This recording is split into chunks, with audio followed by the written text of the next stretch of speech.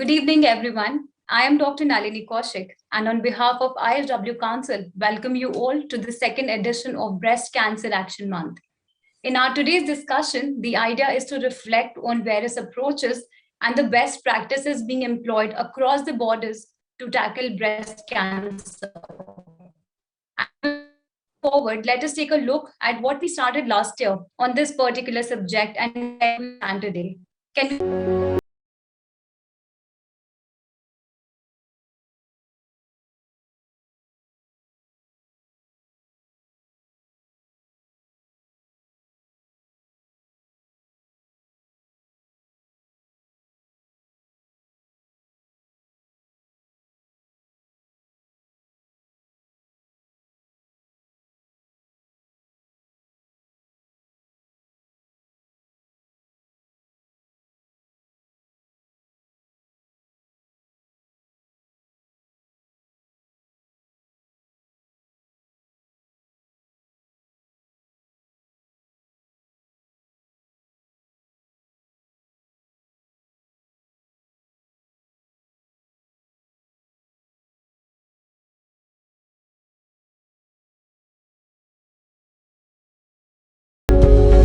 breast cancer is the number one type of cancer in women today.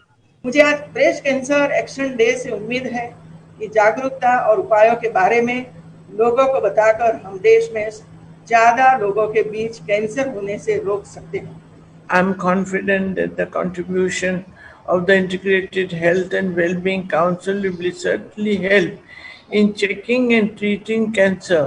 That this is preventable, provided we feel ourselves on a daily basis.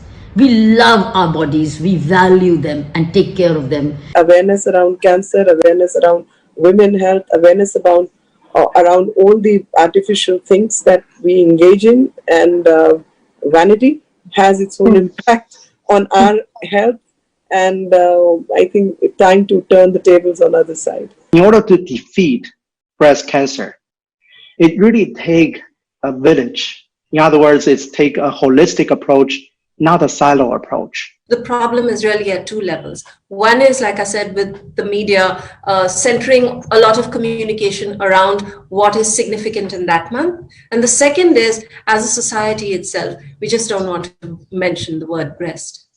We have to create a complete ecosystem which can really help early detection, early treatment, and help patients live a longer and healthier life. Make sure that you put the patient at the absolute center of any solution that you design.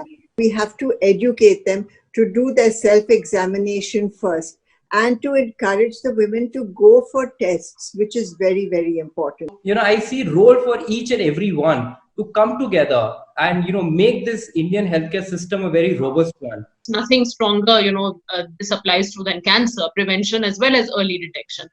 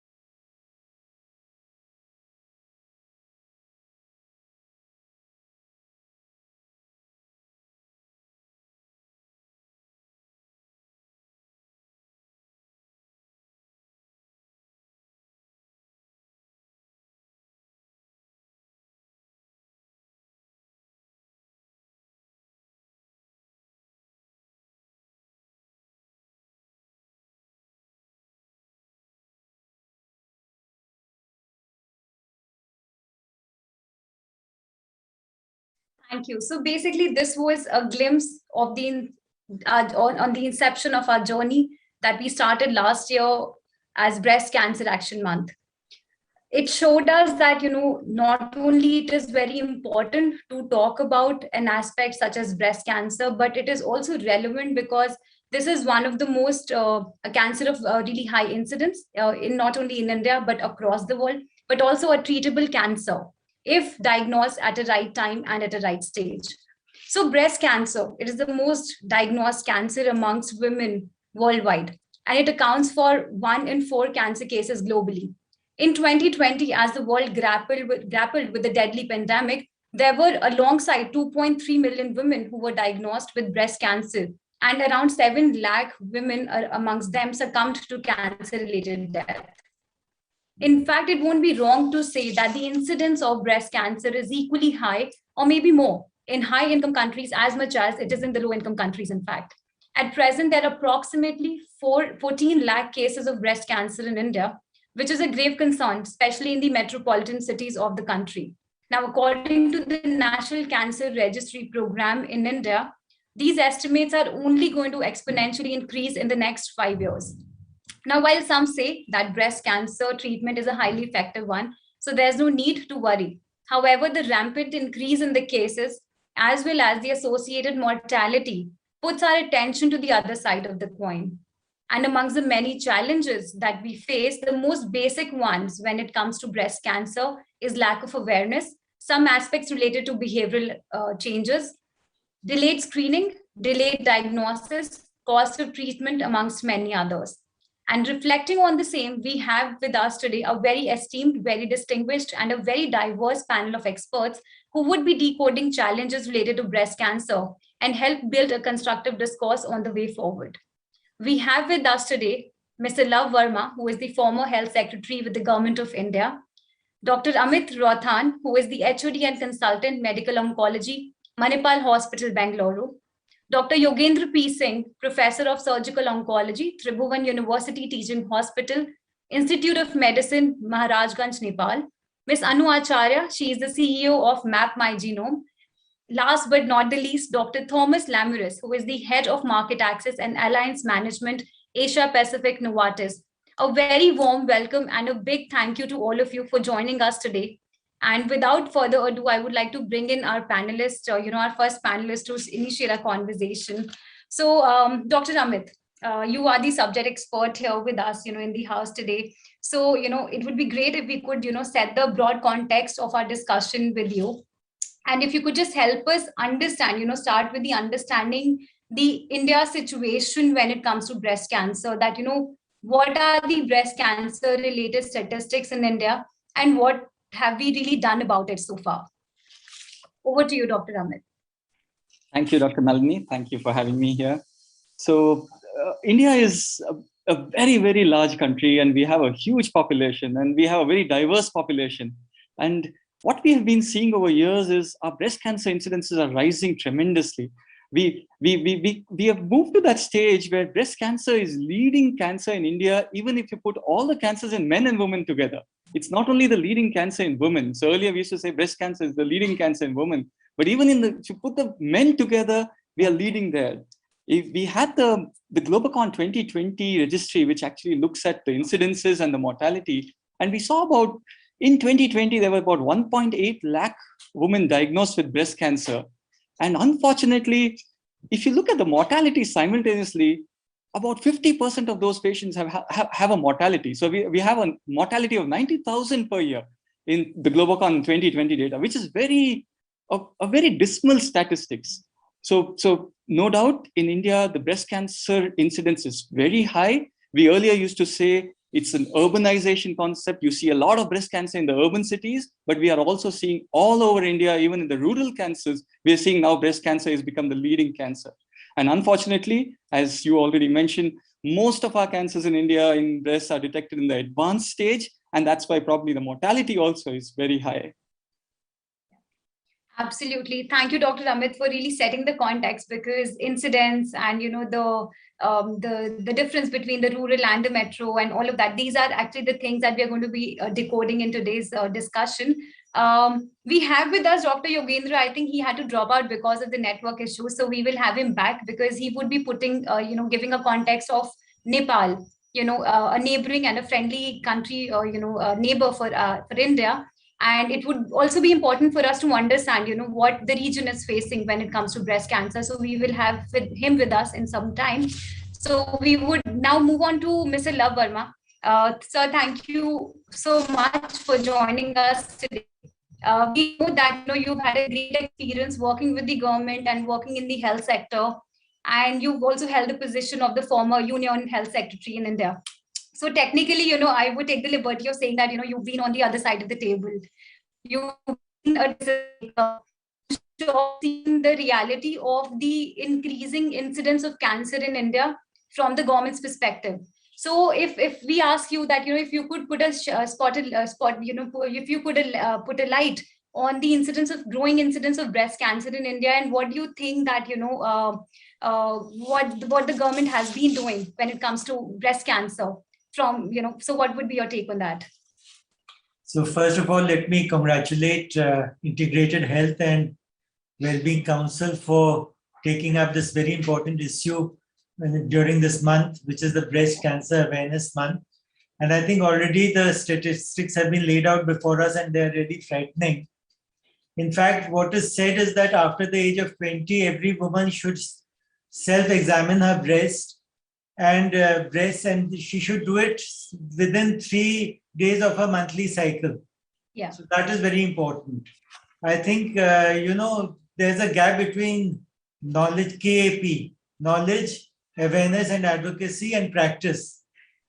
So these gaps need to be filled, and even women who are aware of the problem, they tend to, if it's not broken, let me not fix it. So they're so afraid of the problem that they don't do the self-examination, and then the cancer is caught very late, as Dr. Rauthan also said. So it is very important. And in fact, today my wife was telling me that she's part of a women's only group where one lady has taken it upon herself to remind all the members of that group on the 1st of every month to do the self-examination. Yeah. So I think technology is something which can really be used. We have so many self-help groups of women. We have now Ashas, and we have this tool of technology being used in the health sector increasingly. So my suggestion would be that even there are so many women's groups on WhatsApp, for instance, they should take it up as a mission so that that gap between knowledge and practice is filled. That is one of the suggestions I would like to give. And also, now we are going in for a big wave in health and wellness centers. So there, I think the Ashas need to be trained to help ladies to know the technique of self-breast examination. And I think that can be something which can be taken up on a nationwide basis, and that will help in early detection. So these are some of the points which I wanted to share. And I'm looking forward to the views of the experts. I am a generalist. Thank you very much, sir. And in fact, you may be the generalist, but you've been with the government. So I think the perspective that you can bring in, I think it's really, I think we are looking forward to hear today in the larger discussion that we are going to be unfolding today. So we have Dr. Yogendra back with us. So Dr. Yogendra, we just heard the Indian scenario on breast cancer. We had Dr. Amit who told us that, what is really the incidence and, what are the challenges, and Dr. Mr. Love Verma also elaborated on, some of the challenges and some of the, briefly touched upon the solutions as well. So moving across to a country, Nepal, which is, a close neighbor for India, and India does share a very unique and a friendly relationship with the country. So, we would like to hear from you that, what is the incidence of breast cancer in Nepal, and what are the tools and the systems that are put in place to tackle the issue in the country?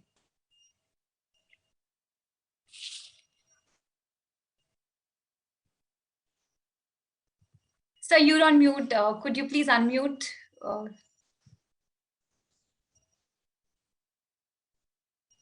Yeah, thank you. Okay. So in between, my laptop was not working. So I just used a mobile. No worries, sir. Okay. So breast cancer scenario is very alarming in Nepal. The reason is previously in females, cervical cancer was the #1 cancer. But recently, our study shows that breast cancer is almost same as cervical cancer. So this is getting #1 cancer in women of Nepal. And surprisingly, one of the fact is it's a very common, maybe 1/4 of breast cancers occurs below the age of 40 years. Okay, which is very alarming one, because in the West it is almost less than 10%, but in our scenario it is more than 40%. So this gives us challenges that how to tackle these breast cancers in young women. And these tumors, these cancers are very aggressive one. So it's difficult to get. We get breast cancer in all ages, but this is a challenging age group where we get breast cancers. And other than, we divide in population-wise, like people living in what you call rural areas and urban areas, maybe presentation of breast cancer from rural area is relatively advanced stage. Again, because of less awareness, people come late to the hospitals.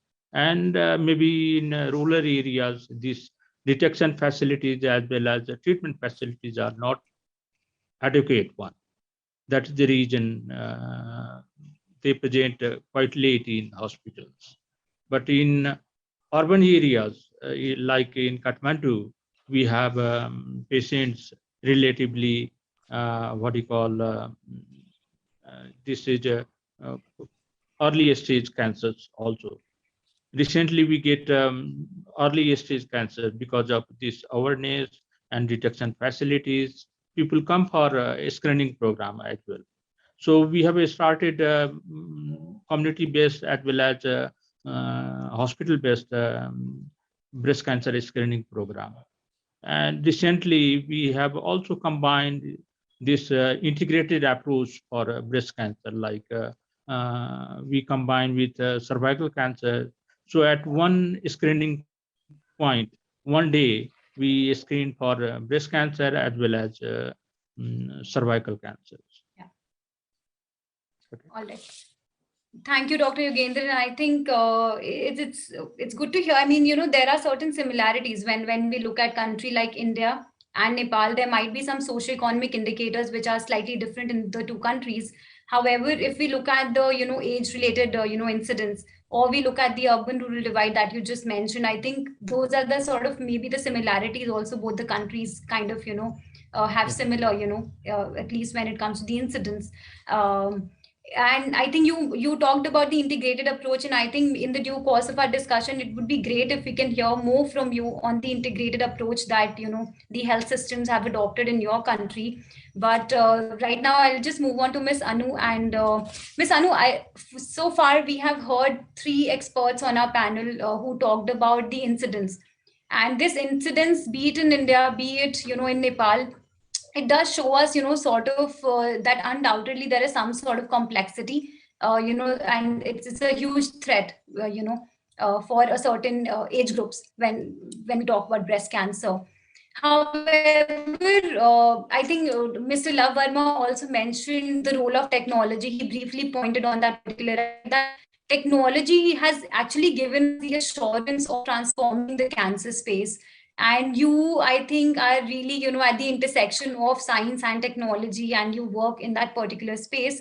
So when it comes to the role of gene mapping and precision medicines, it is still a newly evolved, it's a still evolving space in India.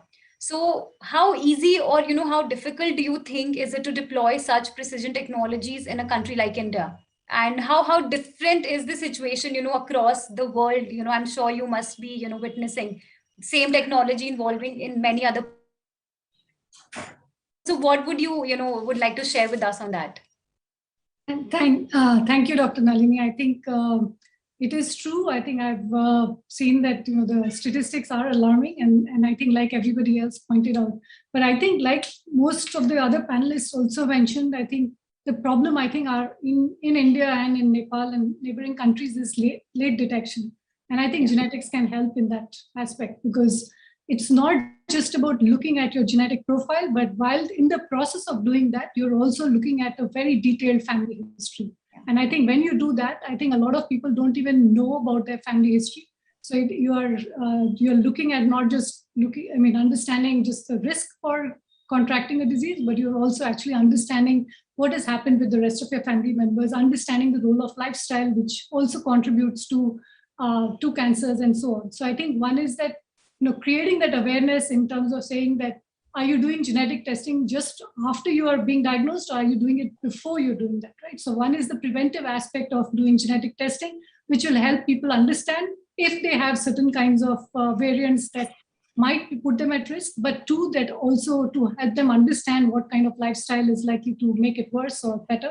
And the third is to say that if you then combine it with other tests that you can do on a regular basis, of course, there is the self-examination and the other such things, but there are also other newer and more advanced tests that have come up, which will help you in understanding if you do have, possibility of even the earliest traces of cancer in your blood, for instance. So you have tests that Grail and other companies have developed, and those can tell you many, many years in advance if there is any signs of that.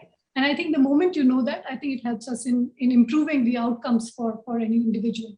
I think the only reason that the US is now doing so much better than in India is because a lot of the genetic tests were actually reimbursed by insurance. And I think that sort of made it way easier for people to be able to get access to a test. And even 10 years ago, I think the cost of these tests, if they did it outside, was quite expensive, but it was reimbursed by insurance, and therefore it was easier to be able to get access to these tests. But today, I think it has really changed, because the cost of these tests have come down quite dramatically.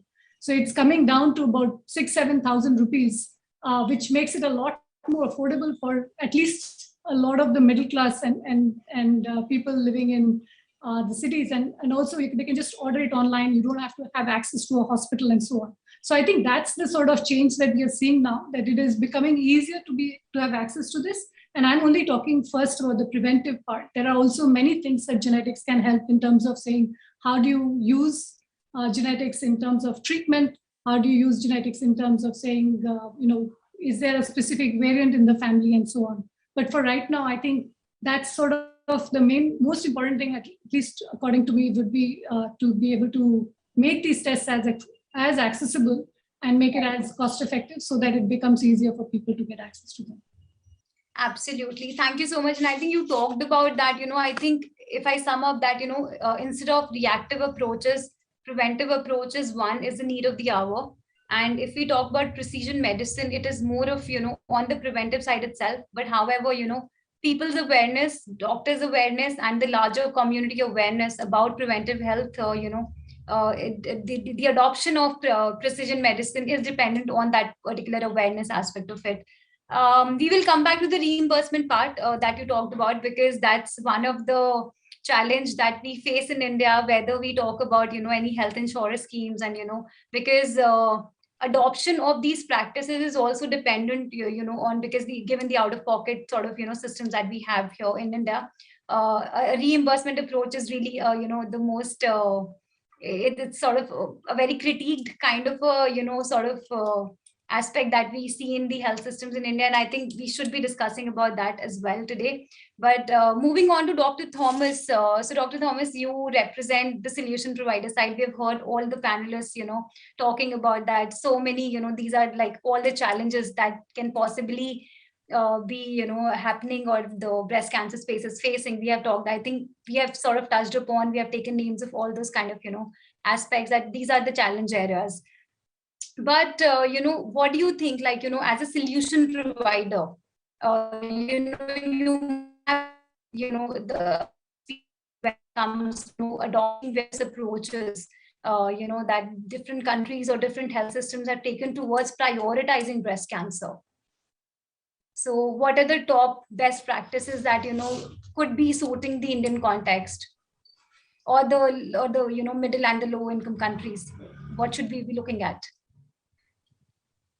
Wow, that's a very good question, Dr. Nalini. I mean, that's I think we see quite a few trends. If I can start with what we see in Southeast Asia, a lot of people, young women with breast cancer, rather than what we see globally, it's more postmenopausal. So globally, even our own company has a focus on postmenopausal breast cancer, while we here in Asia, we have to focus on both, because for, let's say, across Asia, it's for almost 50-50, which is a really different kind of breast cancer. Like one of the experts already mentioned, it's quite a bit more aggressive as well. So we need to make sure that in those countries where we operate in Southeast Asia, there is equal attention to both the postmenopausal as premenopausal breast cancer, if not more on premenopausal for the reason already mentioned. Testing, I think that was also already mentioned by Ms. Anu, it was very important. So we also need to develop, and we are doing that, programs around testing. So we are trying to help patients afford testing through different means. Either we were trying, of course, to get it reimbursed. That's one thing we're doing. We're also having programs to help patients afford it through getting discounts of the company that are delivering those tests. And then we also have programs wherein we subsidize those tests as well. So that's the testing piece. Advocacy, very important, because like was mentioned, there's lots of attention on the prevention, and that's of course very, very important. Early diagnosis, clearly important, but what's often forgotten is that we already have a lot of women with advanced breast cancer, and when we speak to our payers, there's less attention and less priority for those women that already have breast cancer in an advanced stage, and giving them the innovative treatment that they need. So what we are trying to do there as well is how can we facilitate reimbursement for those treatments? How can we, if it's not possible, look at other sources of funding, like private insurance, that was also already mentioned, very important in many countries, and even it's getting more important, I think, in our markets. In some markets it's still in its infancy, private insurance, but in more and more markets we see also the reimbursement type of private insurance coming up, which we would like to see more of. And then, of course, we also have our access programs wherein we try to subsidize these medicines or cost share with governments where we need to make it more available. And aside of those things, we are also working then on programs to booster screening, to look at education for, like we also do in India, educational programs for healthcare professionals of all kinds of levels. And we also have programs that even are around AI to see if we can bring in AI to predict recurrence of breast cancer, something we piloted in Korea and now are bringing to, let's say, a middle income country, Thailand. And the next stage would be to see if we can bring the same kind of technology also to low middle income countries. But much, of course, will hinge on the availability of data to base the AI on. So those are things we are really looking into, the zest, you might say. Right. Thank you, Dr. Thomas. And I think that's a very comprehensive, solution that you've given. I think from a solution provider side, from the pharmaceutical side, I think you talked about the testing that your company is focusing on, advocacy, early diagnosis, screening, and patient education. I think these are some of the most critical pillars, and in absence of even one of them, I think we would be on a very delicate ground when it comes to tackling breast cancer. And data, I think as much as I talked about reimbursement, I think data is another critical point. And I think we should be focusing more and discussing more on that. But since you talked about all the solutions that you've been also focusing on, and Dr. Yogendra talked about integrative approach. So if we can have Dr. Yogendra, and so if you could just elaborate on, what you talked about, since the approach. So we just heard Dr. Thomas reflecting on something similar. So could you please also elaborate that, what are the solutions and the measures being incorporated in the health systems in your country? As I said, both breast cancer and cervical cancers are common cancer in women of Nepal. So our government, as well as we as a premier institute, we are focusing on integrated approach so that we can detect or screen a woman for 2 cancers at once. So what we started that one is community based. So we make a team, go to one community in rural areas and provide breast cancer screening by clinical examination of the breast, and cervical cancer screening by VIA, visual inspection with acetic acid. Right. These are the 2 common things that we do at, and plus we give education like breast cancer awareness, breast self-examination, as well as how to take care or warning symptoms of cervical cancer and so. So these are the modality. And we are also translating this model to our hospital based. In a hospital based, a little different that we have other facility also. So we invite people who are coming for another problems. Right. So what we call is opportunistic breast cancer screening as well as cervical cancer screening. Right. So this is the scenario. Thank you, Dr. Yogendra. And Dr. Amit, coming back to you, we just heard Dr. Yogendra talking about all these approaches. In India, if we look at the profile of, people who come in the hospital settings, we have a very diverse sort of, population, be it at the economic level, be it at a social, aspects, or be it at the education level and culturally also. It's a very diverse sort of a population. So in your practice, when we talk about, the integrated approach, I'm sure India also we all know that we have certain approaches. So, but what is the status of those approaches given the diversity that we have in India, and what more can be done on that particular aspect to sort of bring a coherence on all the solutions? Yeah, so I feel the difficulty we have is the diversity. And we get these 2 ends of spectrum. So let me tell you, as a medical oncologist, when I practice daily, I get 2 ends of patients. I see a patient in the morning who says, give me the best treatment on earth, I can afford everything. And in the afternoon, I have a patient who can't even use the basic chemotherapy for breast cancer. They say, I can't do that. You have to think of something. How do I treat? So that's the whole problem in India. And we need to find a solution. And we keep looking at these kind of things, how we could at least have one basic treatment available for everyone. Yes, if you have the advances, we would love to have all the advances for everyone, but getting that in a platform for all the Indians all over is going to be very, very challenging.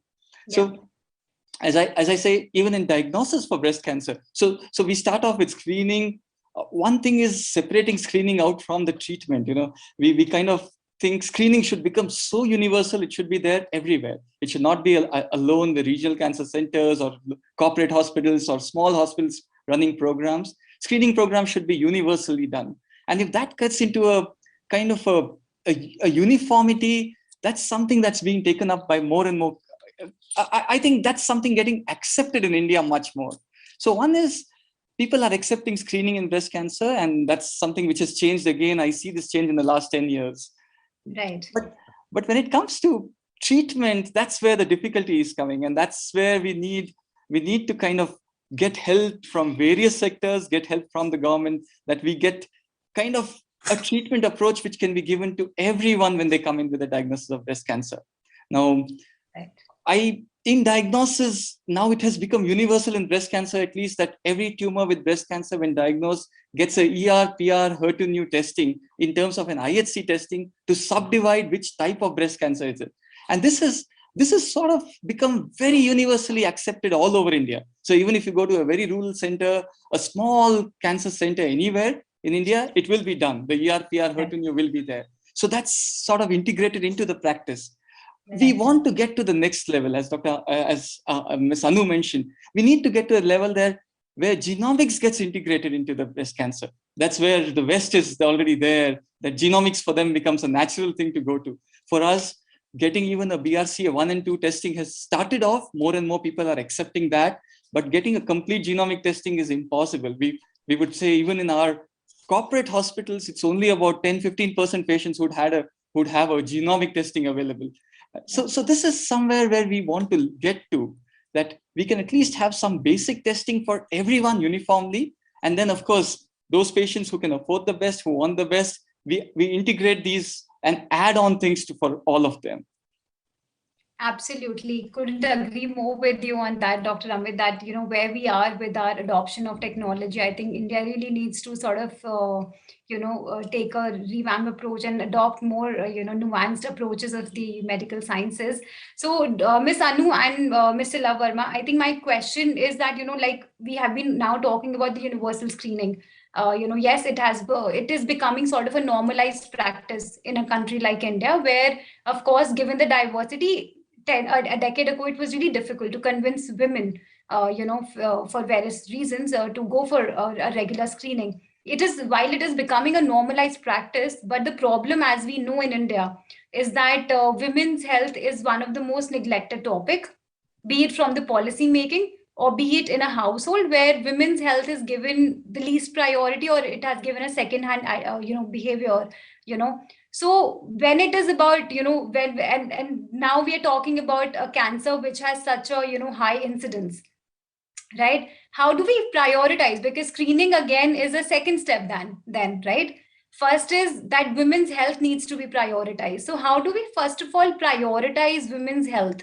Mr. Love Verma, we would like to hear from you, because you've been on the policy side of the world, and you just mentioned, a case where a woman has taken a responsibility on herself, to talk about breast cancer. But, those instances are where, they are driven by many other factors, where the education is adequate, where the economics are adequate. But how do we sort of normalize, and prioritize women's health? So in order to adopt universal screening better?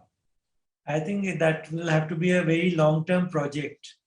It's not something which is going to happen overnight. And these are gradual changes which take place in society. We have seen how women have been slowly empowered over the years. Yeah. And I think sooner or later, women's health will also gain the priority. It's it's a bit optimistic at the moment to think of it. But sooner or later, I'm sure it will arrive in our society that women's health will be prioritized. And perhaps in the meantime, we can think of, incentives for, say, Ashas, more incentives if they're able to get women to go for screening. And if it is detected, then they should be given some kind of incentive. So that will help. It has to be a revolution in the mindset, which of course takes years and years, cannot come overnight.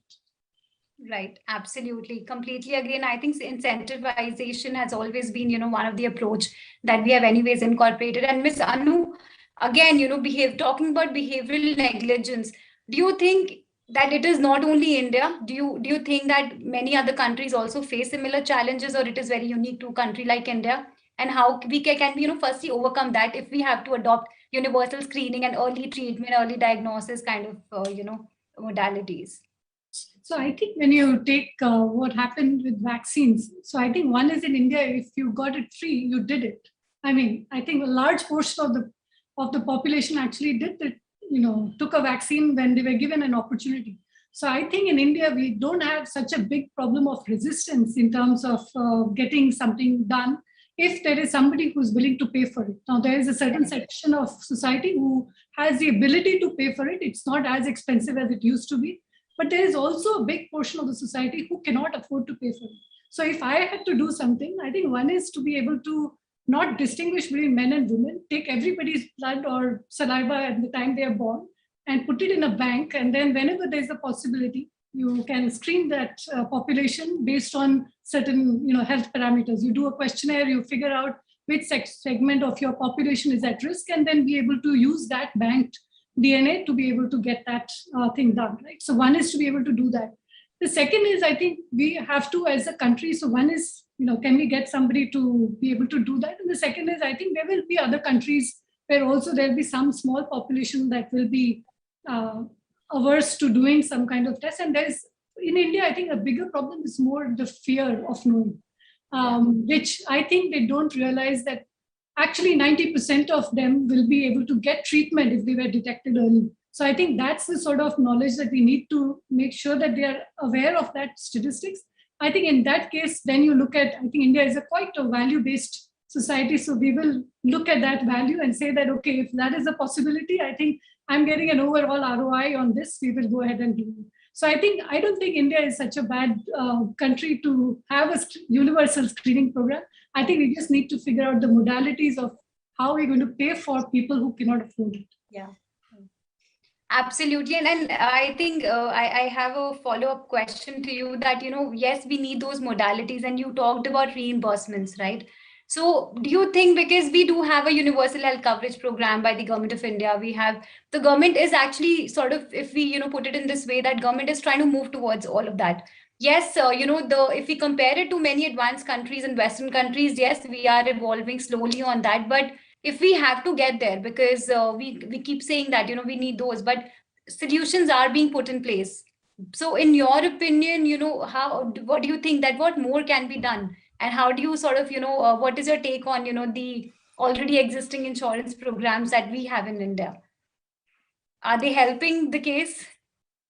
I think to some extent, I think insurance is still hasn't had as much penetration in India as it has in the West, right? I think we basically have only 3% or so of health insurance. I think there's the government scheme, which is a fantastic, great idea to be able to get to a large population that is underserved. But I think we need even more. And the problem is that I think we are so used to paying very low premiums that we cannot expect to see that sort of coverage within that. But I think once the baseline increases for all of the health insurance companies, I think we will start to see that happen, because ultimately it is about numbers and probability. So I think if insurance can do it, if they are also have the ability to insure a larger number of people in the country, I think they also have the risk appetite to be able to manage that. I think that's the challenge in our country. So we have the problem of quantity that we need to address. And I think that can only happen when they also start to see some sort of a return over there, because they have to sustain their operations also. So I think India, we'll see in the next few years, we'll start seeing that. I think the insurance companies, at least the ones I've been talking to, I think are quite open to doing more on the preventive side. I think there is an appetite for doing that. I think we'll just have to find out how best to make it work for everybody at stake. Absolutely. Thank you so much for that. And Dr. Thomas, coming back to the same question that, we have been discussing, that, breast cancer is seen more in younger women in India as well. And we have seen age-related statistics in, different countries now. And, more often than not, by the time it is diagnosed, it is at an advanced stage. We know what kind of course, because if, certain challenges, either it is education related or awareness related, but can you share with us, any special programs or policies or provisions that you might have, seen in other countries, that can also be introduced in India, or, maybe not in full spirit, but at least we can draw inspirations from? Yes, I think I've already mentioned a few that we are working on in other markets. So both on screening, the education, the testing that I already mentioned. So I think I would like to go back to the reimbursement. That's, I think, for me, we need either government or private reimbursement for these patients to be able to afford the screening, to afford the testing, to afford the medication. And that's especially for India with such a size of the population, of course, a huge task. I also think that there's a lot of progress made. So we also need to be very, I think, positive about the progress that has been already made in India with the size that it is, with the advancement of BMJY and trying to make that work in the size of India. When it comes to testing, it's interesting that we have much more affordable, very highly innovative next generation sequencing testing available in India than what we see in very developed markets in Southeast Asia. So, for instance, if a patient would need to pay for their next generation sequencing in Singapore, it would be hardly affordable. But in India, we have solutions with a much smaller panel of mutations that make it much more affordable, but also much more relevant, because we're only looking at mutations that are also treatable or that are relevant to their disease, rather than just a panel of 5,000 mutations that might be interesting from a scientific perspective, but maybe less from a prevention/treatment perspective. So there's lots of advances already being made in India, and I think we just need to make sure that we build on those advancements for this country, and then bring on the good examples we have from other markets, like what I mentioned with AI. I know that there are also lots of companies in India interested to bring AI to screening and prevention. Maybe we can pilot at the same program we are now piloting in Thailand to see if that's helpful for patients in India. And that's also, I think, true for the programs we have been started already in India on the education, screening, looking at smaller units, really grassroots-based clinics that can then help and screen, diagnose, refer to larger hospitals, oncology centers if needed. And that starts small, of course, but we are trying to see if those little programs can now also be expanded to a wider audience in India. Right, absolutely. And listening to that, I think, Ms. Anu, I think I would come back to you, because, he really detailed out, what can be done, but, where you stand from gene mapping, genomics, I think what is really crucial in order to adopt all of those practices is also sort of, a conducive policy space, a conducive regulatory space in a country like India, where more often than not, what we see is that regulatory and policy development may or may not go hand in hand with the advances that are happening. Since you are, the technologies that you deal with are at a very nascent stage, but they have a huge scope. We talked about, again, reimbursement, again, at a nascent stage, but a huge scope. All of that requires a conducive policy space in a country like India. So I would like to hear from Dr. Thomas and Dr. Anu, from both of you, because you deal with solutions. However, all those solutions, they need a level playing field. They need, a sort of a conducive policy frameworks in the country. So in your experience, Ms. Anu, do you think that where is India when it comes to policies, and what more can be done, in collaboration with the government?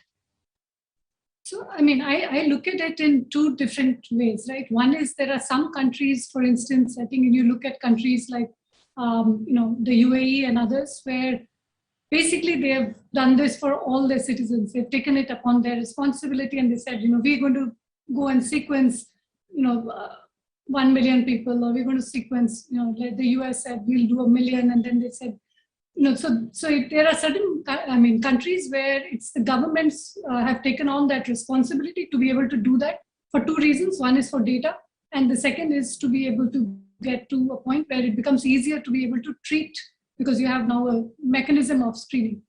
But the second is where you have private, insurance or otherwise that are dealing with, in terms of how then the responsibility of that is lying on the individual. And I think that's the case in India. Right? We are sort of hoping that people have that sensibility to be able to figure this out early enough to be able to get there. If we had a way of being able, like I remember when I was a kid, we had a lot of great things that allowed us to be, and we had only one channel at that time. But if it was possible to be able to create a communication program that allows us to be able to build that awareness, then it is okay to be able to say that that responsibility lies with the citizens. Otherwise, I think we need to make sure that there is some shared responsibility that comes either with the, creating a policy that allows some sort of a coverage for those that are underserved. And also if you're looking at corporates, you're looking at others, that shared responsibility needs to come in a way that allows you to be able to, one, get it at a cost that is reasonable, and two is to be able to get the right kind of treatment post, when you're looking at whether it's a technology. I think Dr. Thomas mentioned AI. So one of the things, for instance, what we are trying to also do is to put these pieces together, right? So there's genomics, there's biochemistry, and many other fields. Only AI can help you in doing some of that. But can you make that available? I think that's, making an app available is easy, but getting that data will become a challenge, right? So who's going to do that? So I think we definitely need better policy. I think policy on the genomic side needs to be thought out right now, because I think it becomes too late when, like you said, I think sometimes it becomes hard, and it's not just in India. I think that's world over. I think policy takes a while to catch on to technology. But I think, we have an advantage. I think maybe it's time for us to leapfrog and get to a point where we are ahead of the other countries instead of saying we'll take catch up. So I think there is a role for government to. I think you've rightly said that more often than not, it's the technology which precedes the policy. India is actually, a case in point for various sectors and various newer advances on that. Dr. Thomas, would you like to add on to what Dr. Anu just talked about? Yeah, sure. So for the first point is indeed, I think there's already loads of technology available in India that could be leveraged. So that you are a powerhouse when it comes to technology, and also I would say affordable technology. So that I think we just need policies to make sure that that's harnessed in the right way and made available to all of patients in India, because that's of course the challenge. How would you make that? How would you bring in equity for those that can afford and those that cannot afford? And that brings me to the other topic, and that's it looks like India might be more suited to a private and a reimbursed segment, and the reimbursed segment for, let's say, lower middle class and below, and then a more private sector that would have private insurance and maybe an easier access to innovative screening, treatment, and so forth, a bit like the Hong Kong or Singapore model, where you also have this, rather than the great but very expensive models that you have in Vietnam and Indonesia, where you have universal healthcare coverage. But it's very, very complex and expensive to run such a program for all of the population. So for India, it might be better to go for this dual strategy, where you have reimbursement for those that have difficulty affording the premiums for private insurance, and then private insurance for others. But then, of course, there needs to be funds for the reimbursement, and I think that's not a challenge. How would you fund such an enormous reimbursement system for the population that would have challenges to afford private insurance? Absolutely, and I think, like both of you mentioned, I think the issue of insurance and reimbursement, while as contentious as it may be for a country like India, I think all of us could always agree to disagree on the fact that the relevance of that particular aspect is really needed for a country if we want to sort of have sustainable health solutions, put in place for a country like India. And I think during COVID and how the collapse of health systems took place, I think we have a lot of lessons to learn from that. And I will come to Mr. Love Verma on that, because you have worn the hat of a policymaker. So how can we bring in more conducive policies, when it comes to prevention and, preventive policies, or, when it comes to diseases as grave as cancer? How can we sort of support, maybe, if it is about, building more partnerships and building more support with the government of India, how can we build those, conducive policies for other sectors to thrive? So I would raise one point here, which is that 40% of the breast cancers which are discovered are actually self-discovered. And what happens is that most of us, we think in silos. Now, why can't we think of, some kind of health education for girls so that they know that this is a very big problem and there is a way out. If it is diagnosed early, then there's so much of health benefit. Yeah. So I think I'm a great proponent of, health education entering our school curricula at a particular stage, of course. That should be decided by the experts. That is not something which the health people can decide. It should be decided in a joint sitting between education and health. Unfortunately, the two are not, integrated. Yeah. And the second thing I would like to say is I really like that idea of integrated screening, which Dr. Yogendra Singh talked about in Nepal. I think that is something which we could import and have in. Somehow all our screening programs for NCDs, etc., have not really taken off. Yeah. So post-pandemic, perhaps we should give it some more thought, some more impetus, so that we plan it out better and it is implemented better. Absolutely. And I think what you just talked about is largely touches upon, the interdepartmental, interministerial convergence that we keep talking about in a country like India. Like you said that, more often than not, we end up, talking in silos, we end up working in silos, be it inside the government or be it outside the government. I think time is ripe for us to build that sort of a convergence between all the different stakeholders, together to have more sustainable approaches when it comes to cancer. So here, I think I would now like to hear from both the doctors that we have with us, because being the solution providers or being the caregivers, you're on the other side of the spectrum. But I'm sure that there would be some spaces that you feel that, building more partnerships can help you. So Dr. Amit, I would like to first hear from you that, when it comes to, as a caregiver, do you think, because this entire panel, the diverse panel, we have somebody from the government, we have a private side, we have genomic side, do you think that having a sort of a convergence among all of you, together in a certain way would be more helpful to the patients? And do you see that on, in your experience as a doctor? So I think I would say, so just before I make that point, I think I love that point which Sir made about education of girls from the start. That's something that we keep talking about, but there's always that scare and that fear, and we're never able to overcome that fear. So when we talk about awareness of cancer and we talk to females about screening and trying to pick up, there are many people who refuse to screen because they don't want to know it. So they even among the educated people, there are sometimes that scare. No, I don't want to know that it's cancer. That it could be I'm afraid of that C word. And that's one awareness which has to come from the beginning. That's something that it needs to be worked about. And I like that point. That somewhere we start off in the education early. Unfortunately for us, talking of cancer, even in India, in medicals, the understanding of cancer starts coming only after you've finished your post-graduation. It doesn't come even before that. So even if you ask MBBS doctors, they'd be a little bit unaware of what cancer is to that level. So having that understanding of cancer should start a little early. And I think that's something that if it comes in a uniform scale where everyone starts understanding, yes, if you catch it early, your cure is going to be early, and it's not a death sentence. That's what we keep telling our patients. It's not a death sentence. You can definitely make a change.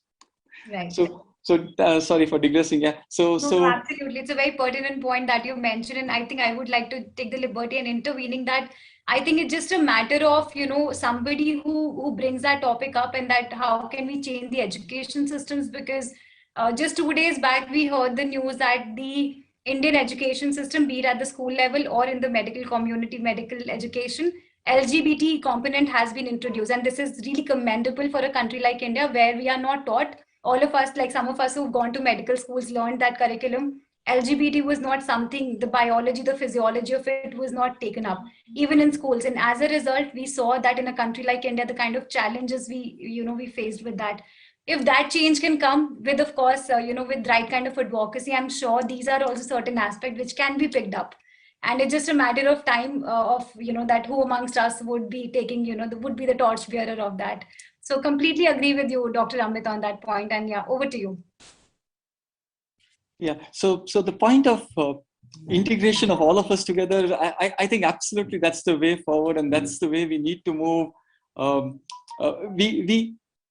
We have a habit of saying the government is not doing it, but it's actually not true in that sense, because we've seen how many new programs have come in the last few years. We've seen how the changes have happened, but sometimes we don't pick it up ourselves, and that's something that we keep talking to ourselves. We keep talking in our oncology community that there is this facility that we need to pick up, and we need to get to do it, and we need to kind of, it could start with a basic screening, but even for treatment modalities, we need to move forward, pick it up, which is available to every one of us. The pharmaceutical company has that's integration is again very, very important. That's something that we say. We've seen the explosion of advances in breast cancer in the last few years. I can't tell you in cancer treatment in the last 5 years, the changes which I have not seen in my last 20 years when I'm practicing as an oncologist. I have seen the development of targeted therapies, oral tablets. We've seen immunotherapies come in, and that's changing the way we think about cancer.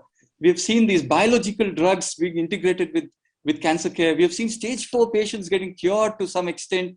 We've seen so many changes in the last 5 years. But the question comes down to us is, can my patient afford these? Yeah. And that's the whole problem. You can have those wonderful changes available to us. We have that, everything which we see. And now the good thing about having the online ease is that everyone knows the stuff. So even a patient knows that this is my best treatment available to me in the world. But the question comes when you talk about, can you afford this cost? It comes down to, let's step down. We can't really afford the immunotherapy. We can't afford the biological therapy. Let's get down to basics of treatment. So that's one integration we need from the pharmaceutical company, understanding that India is a slightly different market from the West. And that's important. We have the numbers of patients. They're definitely a huge volume of patients. And we can get and generate a lot of data if we are able to access these drugs for all of our patients. So that's something that we keep looking at how to get to. And of course, as I keep saying, what Dr. Anu has said is that I think the future of oncology is precision medicine. There's absolutely no doubt about it. I don't like giving chemotherapy to my patients if they don't require it, but I have to do it because there's no other choice. So that's where I want to know what genetics is driving the cancer in my patient, and I would treat them with a precision approach rather than just treat broadly with chemotherapy. And that's where we need to get to that, and that's how it will happen with integration. The wonderful thing is NGS testing has been previously mentioned. The costs have come down tremendously. What we used to talk of NGS 10 years ago, 5 years ago, and what we talk of now, the costs have definitely come down. We should be able to build up more and more databases in India about our own genomics. Our Indian genes may be different from what the Western literature is coming out. The drivers may be a little different. The targeted drugs may work differently. So it's very important to build our own databases to understand what's happening. So I think integration is very important. We'll all have to work at different levels for doing this. And it's not going to be easy. It's definitely not going to be easy. It's something that we talk a lot about. But yes, if everyone makes a step together, we will get there. Absolutely. And thank you, Dr. Amit, because as much as you talked about precision medicine, and that is the way for us to go. I think one of the theme that really came out of what you said is access, the question of access, that even if we have all of it, how we take it there. And I think that's one question that I will not, would want to wind up our today's discussion without discussing the access component. But before we come to that, I would like to hear from Dr. Yogendra as well. That's what Dr. Amit talked about. It was all in Indian context. And then, I would like to hear that, in your capacity or in health systems, how does government and the non-government stakeholders come and work together in your country? And are there certain, best practices there that needs to be scaled up? I think scenario is almost similar, but we have to focus on what everybody is talking about, education.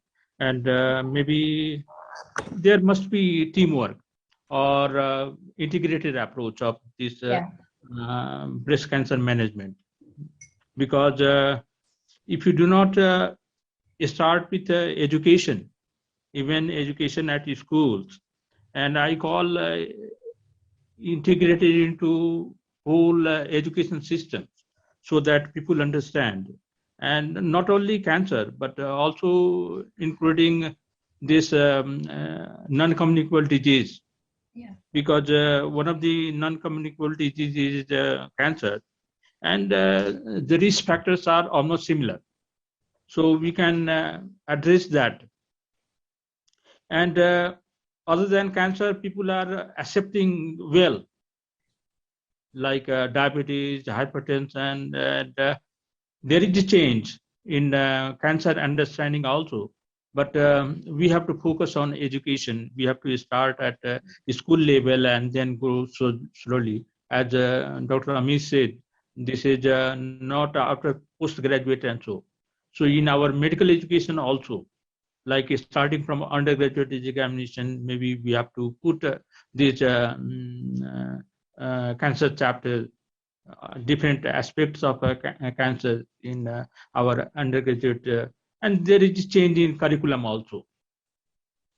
Other than there are integration at all levels. It's not like we educate people and do not provide what you call detection facility, diagnostic facilities, and treatment facilities. Again, there is no use of wearing and then not giving proper treatment, and so there are a lot of issues, but we can tackle if our integrated approach will be there. And so. Absolutely. I think integrated approach and education, I think those anyways are, the core aspects of, breast cancer, and they have to, I think we cannot negate their value, to any level. I think one question again, like I said, access. I think I would like to throw that question to all the panelists that we have today. That, and I know I see Dr. Thomas, smiling on that question, because yes, the kind of geography that you deal with in India, I think the question of access becomes more challenging and becomes more complex. And I think let's start from you, sir, on that. What is the question? What is the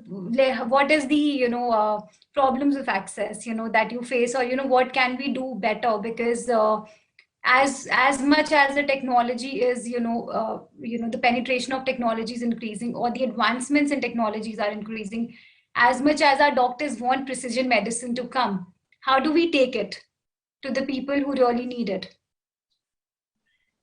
Yes, it's an excellent question. So I think as far we have come with innovative medicine and learn new ways of treatment, I think we've also come a long way in terms of access. At least as if I look at my own company and my own journey, starting with this role 6 years ago, I think we have changed a lot of programs. We are more resourceful when it comes to providing or helping access in markets. I think we are also more open to different price points for markets like India, and seeing that there's also more acceptance of programs that we have. So I think for India, again, it's a question of having different levels of pricing for different segments of population. So for the same type of therapy, we need different price points for different solutions for different segments in the population. A private segment, but then also a segment where we can work together with the government on the prevention, on screening, but also on making our treatments available. And that's exactly what we are trying to do. So we have programs for out-of-pocket paying patients. We are trying to get reimbursement from the institutes and state governments. Hopefully there will be a time where we can also have arrangements with the government, PMJY. Let's see if that's possible. But we are also working on the side of the prevention and screening, because it's always true, of course, that investing in screening and prevention is more effective than treating later on. So we are trying to do both. We're trying to help with the affordability of the treatment, and also on programs to prevent and screen for early and bring early diagnosis, so that these women can be cured before they relapse or progress. Absolutely. And I think now I would like to move on to Miss Anu, that, in order to improve access, because access to healthcare is one of the mounting challenge in India. As much as the technologies are, improving, as much as we are seeing the rise of solutions, be it from the government side, be it from the non-government side, access still remains, a big question. So what do we do? Like, how do we go about it? Okay, I'm just throwing out a few ideas. These are not well thought out. But one thing is that if you look at it, the government has a lot of programs in many different areas, right? So there are NCD programs, there are budgets for different health programs that are there in all of that. One is to see if we can consolidate all of that and see if there's a possibility of building something that will allow us to tackle all these problems at the same time, right? So, absolutely. So one is, I'm saying that if you can, let's say, do a risk analysis of patients. For instance, when we do like a preventive sort of analysis, you're looking at more than 100, everything possible, right? So one is to be able to say, can you consolidate, find out which part of your population is at risk, and therefore you are able to then focus your attention on that. So I'm saying the budget can come from different aspects rather than saying this is breast cancer, this is TB, and this is something else. Can we put all of these pieces of that pie together is one way of being able to find that out. The second thing is that there is already the whole insurance program that the government has put in place. Yeah. How do we make that something that one focuses on prevention rather than on late treatment? And I think the challenge always is with the doctors is that when they have a patient who is almost dying versus somebody who looks very healthy, I think their focus will always go to the person who's about to about to die, right? So I think that's the focus, that we have to have two separate. Yeah. You have to completely separate out that screening with the other thing, and that has to be a different aspect. The third thing, and I think someone mentioned that I've been interviewing a lot of doctors for our teams, and a lot of even some fresh, some who have graduated many years ago. One of the problems is they are not taught genomics at all, right? I mean, it is one part of, they just taught a little bit of it. So one is a revamp of the medical system, because if the future of oncology is going to be precision medicine, I think if that is not happening in the curriculum, I think that's the challenge, right? If your doctor doesn't tell you to do it, you're not going to do it. And I think that's unfortunately the truth, right? They are the gods in the healthcare system. So I think that's the thing, that we have to, one, make the education better for consumers, but also the education has to evolve for the medical professionals, the nurses, the health staff, and all of that. Yeah. And the third is to put the budget together. And the fourth is to say, how do you find someone to be able to fund all of this? I think there are enough people who want to do philanthropy in India, and we saw a lot of that happening over the last year. Can we put all of that together to be able to say, can we build a universal screening program? Again, these are all some few ideas that just came into mind, but I think there are ways to be able to. Yeah. No, I'm glad you put it, because the pessimist in me would say that, maybe you're being ambitious, but I think that's what we really need to be, in India, because the traditional approaches that we have been following, we have seen the results, maybe no, but however, we have not really reached where we had to. So therefore, we certainly need the integrated approaches that you've talked about, and maybe, certain more stronger experiments that you just, I think, talked about, and they need to be the these need to be the topic of discussion. That is the need of the hour. So moving on to Mr. Verma. So we did hear from you a little bit on the access part a while ago. If you could also sum up for us that there is so much that is happening. How do we improve access for the people who really need it? And maybe, like you said, the diversity of people who are accessing, solutions, we have a huge, sort of a divide there. So, and the problem of access is largely on the other side of the divide. How do we sort of make it easier for people? I do have a few thoughts which are just random. So I really don't know how far they can contribute to this discussion. But I see a lot of hope in CSR. Yeah. If they can, if corporates can have a cancer fund for their employees, Why not? And then they have a look at those who are most in need, prioritize them, and see that they are given the proper facilities. That is one idea. The second idea is Ayushman Bharat is actually an attempt to cover our most disadvantaged population with some sort of insurance. But that insurance is very inadequate when it comes to cancer. So can we think of some flexibility? That cap of 5 lakhs, can we raise it for cancer patients?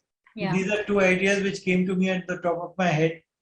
I just thought I would throw them open for discussion. And I would just say that not at all. I think these are random because they are really, I think, very important. 2 points that you mentioned, that CSR, because the basic premise of introducing a fund like CSR in India is actually, the issues like such that, we are talking about today.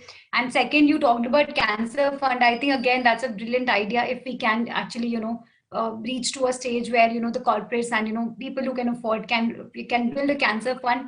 We have seen something similar happening in the rare diseases for some different reasons. However, if those solutions are possible and that solution is given to us by the government of India, then why not in many other areas? And cancer being, one of the area where we see so many cases of mortality, and the threat is so high. So why not? And I think, like we talked about education, that how education is so important.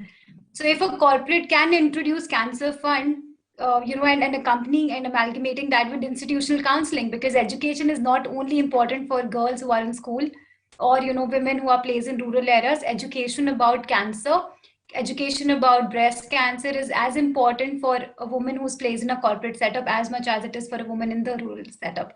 So if we can sort of institutionalize the counseling, I think the education, at least on that side, is taken care of, accompanied by cancer fund, of course. I think that's a brilliant idea that, we can take forward. Now, I think last but not the least, if we can hear from the doctors that, we've heard many other panelists who are, on the other side of the spectrum talking about different solutions, that what does the doctors think here? What are the specialists, so Dr. Amit, we would start from you. So as a treating oncologist, I think we only end up asking for more and more problems have to be sorted out, giving lesser of solutions. But I think very, very good points made by everyone. What I would like to reiterate is, so even the funding which we get, like suppose we've got the Ayushman Bharat, which in the last few years, which is an excellent funding for patients. Now, it's so linked together that if I get a cancer patient with breast cancer who's early stage, actually that amount is really good to do her full treatment. Yeah. But if I catch the cancer in a late stage, that amount doesn't cover anything. So that's the whole problem, the whole integration of catching cancer early. We keep coming back to that whole circle. So I cannot reiterate that point more. Yeah, if we somehow catch the cancer early, be it by awareness, be it by access, be it by information spread, by making people more understanding, it's not very expensive to treat that cancer. It's the problems which start off when we start detecting the cancer in late stages, and in stage 4, there is no end to treatment. And then the cost is indefinite, and we keep talking of adding newer therapies which cost even more astronomical amounts. So I would like to kind of again come to only one point. Try to catch the cancer early. The treatment is not only curative, it is also very cost effective for most patients. It can be treated. We really won't be spending a huge amount, and we'll potentially cure that patient. Absolutely. I think that's a wonderful thing to say. And I think catching cancer early, I think no matter whatever, we are discussing, all the solutions that we are discussing in that, in this particular round of discussion, I think everything is aimed at catching cancer early or making people aware that what can they do, right? So I think that goes without saying that how important that particular point is. Dr. Yogendra, from you, Yeah. What do you think would be the solutions? Okay, I repeat the same sentence by Dr. Amit Rauthan, that early detection of breast cancer might maybe save many lives of women. In many terms, maybe maybe higher cure rate, maybe cost effective, and more importantly, quality of life by conserving breasts is also very important. because if it is a very advanced one, then you have to remove the breast, and that gives again another trauma to the patients. Yeah. Okay, so that is most important. Everybody agrees. In Nepal, we have cancer fund. So Nepal government provide 1 lakh rupees, Nepali rupees, to one cancer patients. So as he mentioned that if early stage of breast cancers, maybe that amount is sufficient is to cure breast cancer. But if it comes in advanced stage, then it is nothing. Maybe it's not any significance of that. So people here, government of Nepal, that it takes tax on every piece of cigarettes. Yeah.